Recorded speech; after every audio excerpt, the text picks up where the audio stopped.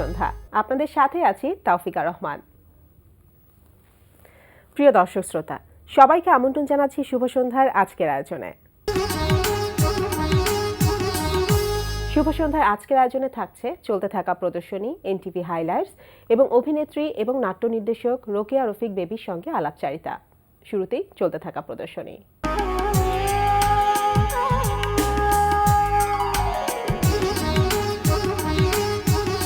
শুরুতেই জানিয়ে দিচ্ছি ঢাকার বিভিন্ন গ্যালারিতে চলতে থাকা প্রদর্শনী ও মেলার সময়সূচি। শাহবাগ জাতীয় জাদুঘরের নলিনীকান্ত ভট্টশালী গ্যালারিতে অনুষ্ঠিত হচ্ছে চিত্রশিল্পী কালিদাস কর্মকারের চিত্রকলা প্রদর্শনী পাললিক প্রাণ মাটি প্রতীক। প্রদর্শনীতে শিল্পীর 52টি চিত্রকর্ম ও বাস্তব সময় নিরিখে 2টি স্থাপনা শিল্প স্থান পেয়েছে। প্রদর্শনী চলবে 24 জানুয়ারি পর্যন্ত। গ্যালারি 21-এ প্রদর্শিত হচ্ছে শিল্পী শামীম সুবরানার চিত্রকলা প্রদর্শনী what I talk about when I talk about life. প্রদর্শনী দুপুর 12টা থেকে রাত 8টা এই সময় চলবে 31 জানুয়ারি পর্যন্ত। রাজধানীর শেরেবাংলা নগরে অনুষ্ঠিত হচ্ছে মাসব্যাপী ঢাকা আন্তর্জাতিক বাণিজ্য মেলা 2016। বাণিজ্য মন্ত্রণালয় এবং রপ্তানি উন্নয়ন ব্যুরো যৌথভাবে আয়োজিত এই মেলার প্রবেশ মূল্য রাখা হয়েছে প্রাপ্তবয়স্কদের জন্য 30 টাকা এবং অপ্রাপ্ত বয়স্কদের জন্য 20 টাকা। বাণিজ্য মেলা প্রতিদিন সকাল 10টা থেকে রাত 10টা পর্যন্ত খোলা থাকছে। ঢাকা আন্তর্জাতিক বাণিজ্য মেলা চলবে 31 জানুয়ারি পর্যন্ত। এবার এনটিভি হাইলাইটস।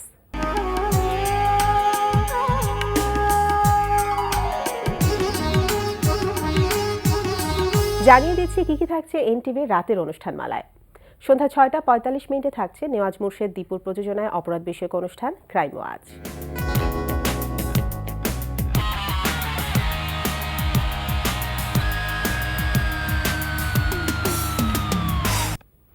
রাত 8:20 দেখবেন মেজবাউদ্দিন সুমনের রচনায় নজরুল ইসলাম রাজুর পরিচালনায় ধারাবাহিক নাটক লেক ড্রাইভ লেন।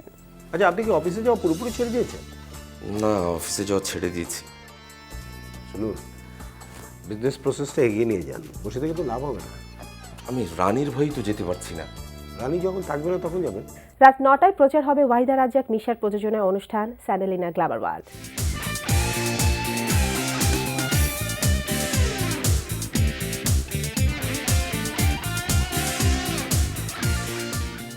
রাত 9:40 দেখবেন পান্থ শাহরিয়ারের রচনায় নঈম ইমতিয়াজ নিয়ামুলের পরিচালনায় ধারাবাহিক নাটক বাক্সবন্দী। ভাবি, তুমি কি আমার উপর রাগ করে আছো? সে কি রাগ করবার মতো কি আবার এমন ঘটলো? না, আসলে ওই সময় অমন করে কথাটা আমার। আচ্ছা, তোমরা ভাই বোন সব এমন বোকা কেন বলো তো? রাত 11:30 দেখবেন মাবরুর রশিদ বান্নার পরিচালনায় ধারাবাহিক নাটক হাউস 44। ছবি তুলতে আমি পয়সা নেই, ফ্রিতে করি না। মানে কি, তুমি কি আমার অপমান করো নাকি? কয় টাকা লাগবে তোমার ছবি তুলতে? তুমি কি স্টুডিওর চাইতে বেশি টাকা নিবা? বলো কত লাগবে, বলো। 4 ছবি 2000 টাকা একদম। 4 ছবি 2000। রাজি, যাও তুলো, ছবি তুলো। রাত 12টায় থাকছে টক শো এই সময়।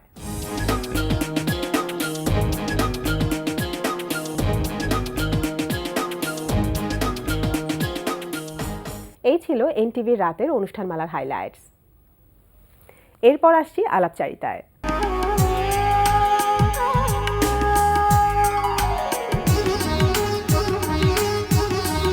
সান ডিয়েগো এবং নিউ ইয়র্ক এবং ভারতের দিল্লি এবং কেরালাতে 2টি নাটক প্রদর্শনী করতে যাচ্ছে শীর্ষস্থানীয় নাট্যদল থিয়েটার আর্ট ইউনিট।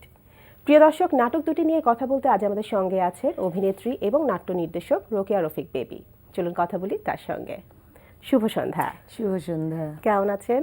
তো ভালো, আনন্দে। জি, আমাদের অনেক ভালো লাগছে আপনাকে পেয়ে আজকে। তো আপনি তো অভিনয় জগতের মানুষ, অভিনয়কে নিয়েই কিন্তু আপনার বসবাস। তো এখন ব্যস্ততা কেমন কাটছে অভিনয়কে ঘিরে এবং কেমন এনজয় করেন এই ব্যস্ততা? অভিনয়ের মানুষ মননে, কিন্তু কাজ করতে হয় নানাবিধ, কারণ অভিনয়টাকে পেশা হিসেবে নিতে পারিনি এবং সেই জন্য ব্যস্ততাটা এখন অনেক বেশি। কারণ নানা কাজ করে অভিনয়ের জগতে আবার ফিরে আসতে হয়।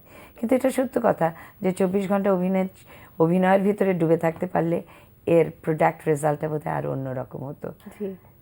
এই আচ্ছা, তো কিছুদিন পরেই তো আপনারা ক্যালিফোর্নিয়া এবং দিল্লিতে যাচ্ছেন গোলাপজান এবং আপনার আমিনা সুন্দরী, এই 2টি নাটক নিয়ে। তো এর আগেও আপনারা গিয়েছেন, কিন্তু এবারের হয়তো প্রস্তুতিটা অন্যরকম হবে, বা কেমন অনুভূতি, কেমন লাগছে আপনাদের? প্রথম অনুভূতি হচ্ছে যে এটা একটা নতুন দর্শকের সামনে আমরা যাচ্ছি। হ্যাঁ, আমরা গোলাপজান নিয়ে লাহোরে গিয়েছি, দিল্লি ন্যাশনাল স্কুল অফ ড্রামাতে গিয়েছিলাম 2007-এ। এছাড়া কলকাতা তো বটেই, পশ্চিমবঙ্গের একটা বেল্টেড নানা জায়গায় আমরা গোলাপজান নাটকটা করেছি। জি। কিন্তু এই প্রথম আমরা আসলে স্যান ডিয়েগো এবং নিউ ইয়র্ক দুটো শো পাশাপাশি করতে যাচ্ছি আগামী 30 তারিখে, 30শে জানুয়ারি প্রথম শো, আচ্ছা। এবং এরপরে 1 ফেব্রুয়ারি আমার দ্বিতীয় শো নিউ ইয়র্কে।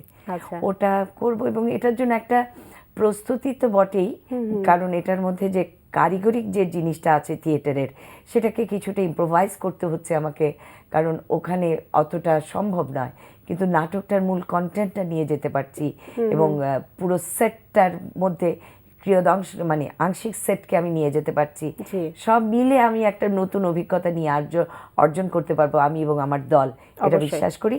তবে সেখানে যেহেতু স্যান ডিয়েগোর গ্রেটার স্যান ডিয়েগো বাংলাদেশ অ্যাসোসিয়েশন আমাদেরকে ডাকছেন, সেই জন্য আমাদের মনে হয় ওখানকার বাংলাদেশি মানুষ এই নাটকটা দেখবার জন্য অধীর আগ্রহে বসে আগ্রহ আছে। অপেক্ষা করছে, জি অবশ্যই। তো এর আগেও তো আপনার গোলাপজান বিভিন্ন জায়গায় আপনার মঞ্চায়িত হয়েছে, তো সেক্ষেত্রে তখনকার রেসপন্স কেমন পেয়েছেন? আমি এই জায়গাটায় বলি, জি। বাংলার নাটক কিন্তু মানে গোলাপজান হচ্ছে আদি ঢাকার নাটক এবং ঢাকাইয়া ভাষার নাটক। আমি যেদিন লাহোরে কাজটা প্রথম করি 2006, ওরা তো উর্দু স্পিকিং লাহোর, কিন্তু তারা নাটকটা দেখে এবং বলেছে হ্যাঁ বোঝা যায়, সম্পূর্ণ বোঝা যায়, কারণ নাটকটার ভেতরে যে গানগুলো আছে গানগুলো হচ্ছে পুরনো হিন্দি গান।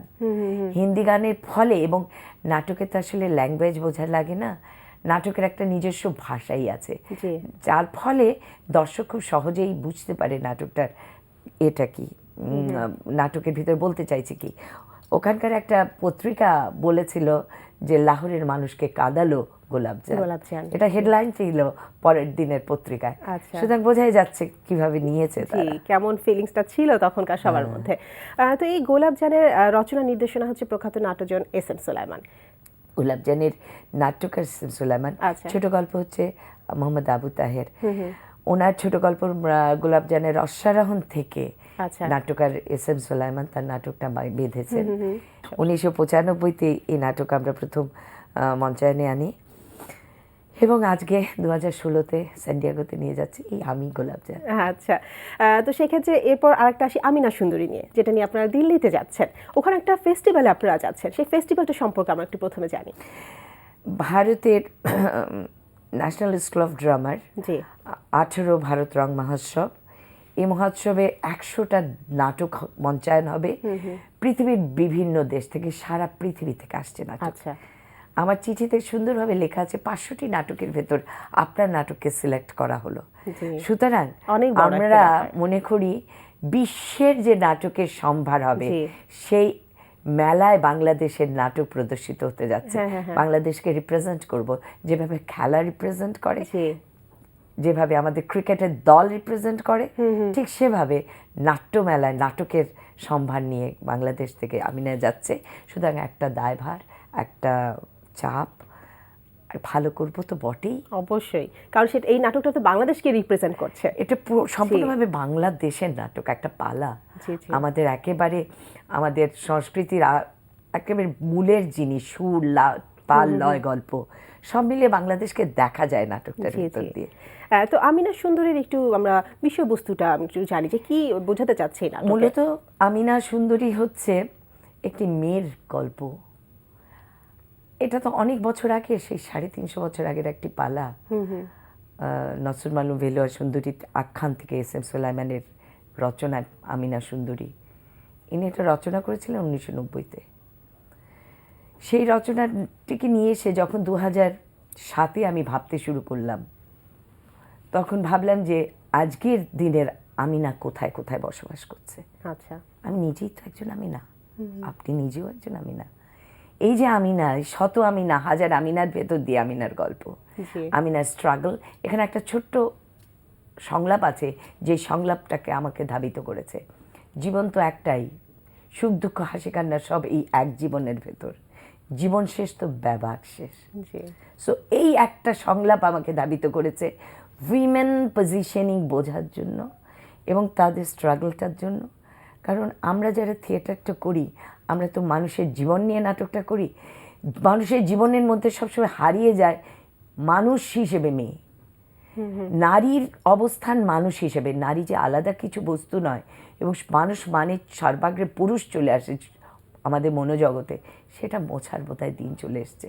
তো সেই মানুষ আমিনাকে খোঁজার একটা প্রয়াণে বা আচ্ছা, জি। সেটার জন্যই তো আমিনা সুন্দরী আরো দেশের বাইরে, আমাদের দেশের বাইরে আরো কোথায় কোথায় মঞ্চায়ন হয়েছে? আমিনা সুন্দরী বাংলাদেশের প্রায় প্রত্যেকটা জেলাতেই জেলা হয়ে হয়েছে, গেছে। জি। প্রত্যেকটা জেলা বলতে আমি বড় শহরগুলোর কথা বলছি। আর এরপরে দিল্লিতে এই প্রথম যাচ্ছি আমরা, আর কলকাতায় গেছি আমরা 2 বার, আর এদিকে বহরমপুর, তারপর বিভিন্ন জায়গায় হয়েছে আর কি, জি। গঞ্জ, রঘুনাথপুর, আমি এই 4টা বেল্টে গেছি। আচ্ছা, তো গোলাপ চ্যানেল রেসপন্স তো অনেক ভালো পেয়েছেন এর আগে, আমিনা সুন্দরী রেসপন্স কেমন পেয়েছে? অসাধারণ। আচ্ছা, মানে কারণ আমিনা হচ্ছে গানের নাটক, দুটোই কিন্তু গানের। জি। এই নাটকের শক্তি কিন্তু গান। এই গানের নাটকগুলো মানুষ খুবই পায়, চলে যায়। এবং এই নাটকের গান এবং সংলাপ এ দুটো কিন্তু একেবারে একে অন্যকে পরিপূরক। সংলাপ এবং গান কিন্তু আলাদা না। প্রত্যেকটা শিল্পী এখানে গান করেন, প্রতিটা অভিনেতা এখানে গান করেন। জি। তো প্রত্যেকবারের মতো এবারও আশা করছি দুটো নাটকই অনেক সফল হবে, সবসময় যেরকম হয়েছে। জি, তো আপনি তো থিয়েটার আর্ট ইউনিটের সাথে আছেন প্রায় 24 বছরের মতো, সেই অনেক আগে থেকে। তো সেই তখন থেকে এখনকার এই যাত্রা, তো আমরা একটু প্রথম থেকে একটু শুনি যে কিভাবে সম্পৃক্ত হলেন থিয়েটার আর্ট ইউনিটের সাথে। থিয়েটার আর্ট ইউনিট কিন্তু আমার প্রথম দল নয়, আমি কাজ করছি সেই পদাতিক নাট্য সংসদ আচ্ছা। থেকে, তারপরে ঢাকা পদাতিক, তারপরে theatre art. Theatre art unit, আচ্ছা। সুতরাং থিয়েটার আর্ট ইউনিট যখন সুলাইমান সৃষ্টিটা করেন, তখন তার সঙ্গে ছিল মোহাম্মদ বাড়ি, রিমা রফিক, রায়হান, আরও বেশ কিছু মানুষকে নিয়ে আমি কিন্তু ঢাকা পদাতিকে তখন অবস্থান করছি। এবং তারপর পেছনকার শক্তি যদি হয়, কারণ আমার ঘরের ভিতরে থিয়েটার আর্ট ইউনিট হচ্ছে, আর আমি তাদেরকে নাস্তা দিচ্ছি, চা বানাচ্ছি, আমি খিচুড়ি রান্না করে দিচ্ছি, সুতরাং পটভূমিকায় আমি ছিলাম। আচ্ছা। তো সেইভাবে থিয়েটার আর্ট ইউনিটে আমার ঢোকা, এবং ঢোকাটা যেহেতু হেসেল থেকে, সুতরাং আমার ভিতরে একটা মাতৃত্ব সবসময় এই দলটার সঙ্গে ছিল। আমি অভিনেতা এবং একটা মাতৃসুলভ অবস্থান থেকে এই দলটাকে সঙ্গে যুক্ত হলাম। পরবর্তীতে 2001-এ যখন সুলাইমানের প্রয়াণ হলেন, তখন আমাকে এই দলটার দলপ্রধান, আচ্ছা, ওরা বোধহয় আর দ্বিতীয় মানুষ খুঁজে পেল না। আচ্ছা, সেই থেকে আমি তো দলপ্রধান। থিয়েটার আর্ট ইউনিটের বর্তমান প্রযোজনায় কোন নাটক আছে? বর্তমান প্রযোজনা ইতিমধ্যে কিন্তু আমরা 18টা প্রযোজনা করেছি, তার মধ্যে মঞ্চ সফল অসাধারণ। কিছু নাম শুনি আমরা, হ্যাঁ হ্যাঁ। কোর্ট মার্শাল, গোলাপজান্ত জানলামি, তারপরে সময়ের প্রয়োজনে, তার আগে স্বপ্ন দেখা মানুষ, বার্থ ফ্যান্টাসি,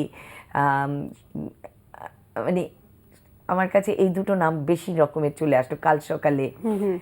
তারপরে হচ্ছে আমাদের নাটক হচ্ছে সময়ের প্রয়োজনে মোহাম্মদ বাড়ির, এবং সর্বশেষ শেষের কবিতা রবীন্দ্রনাথও করেছি আমরা। আচ্ছা। এবং সর্বশেষ নাটকটি হচ্ছে আমাদের না মানুষী জমিন, সাইফ সুমনের নাট্যরূপ, আনিসুল হকের রচনা। এই নাটকটি নিয়ে গত নভেম্বরে আমরা বহরমপুর এবং কল্যাণীতে দুটো শো করে এসেছি।